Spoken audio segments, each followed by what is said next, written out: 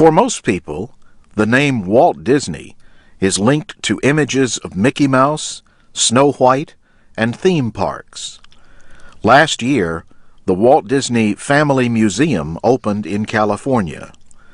Richard Benefield is head of the museum. Well, this museum is really about the man, Walt Disney. Walt Disney, during his lifetime, received 932 awards for his public service to mankind as well as for his professional achievements. And in this lobby area, we have 248. Disney received 32 awards from America's motion picture industry. Benefield says they include a special award for the film Snow White and the Seven Dwarfs. The pictures and videos in the museum show the private side of Walt Disney. This entire wall has drawings that were done by Walt while he was in high school. Disney was born in 1901 in Chicago. At the age of 20, he went to Hollywood.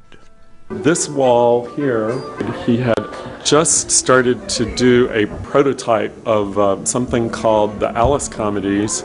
The Alice Comedies used images of a live-action girl and an animated cat. Disney's big success came after he finished an animated story about a mouse.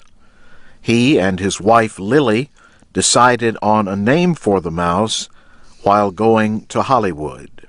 And on that fateful trip from New York to Hollywood, Walt came up with the idea of using a mouse for his next cartoon character.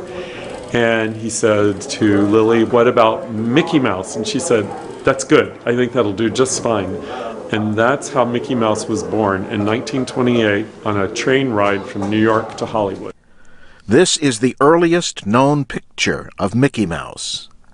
Steamboat Willie was Disney's first film to combine voice, music, and animated images. He used beats from a bouncing ball so that the sound would agree with the images. Yet Disney's life was not always happy. In 1940, Walt lost both of his parents, and not shortly after that, his company experienced a very divisive strike. It was the early days of the labor movement in the United States.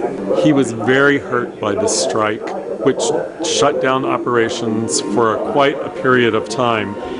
But Disney recovered, and his company went on to produce films like Peter Pan and 101 Dalmatians. He also had the idea for theme parks that celebrated the stars of his movies. This walk down the ramp in general celebrates Walt's love of trains and how that led him to really found Disneyland, which of course one of the first rides at Disneyland was a train that ran all around the park.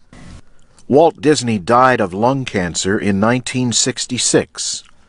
He was 65 years old.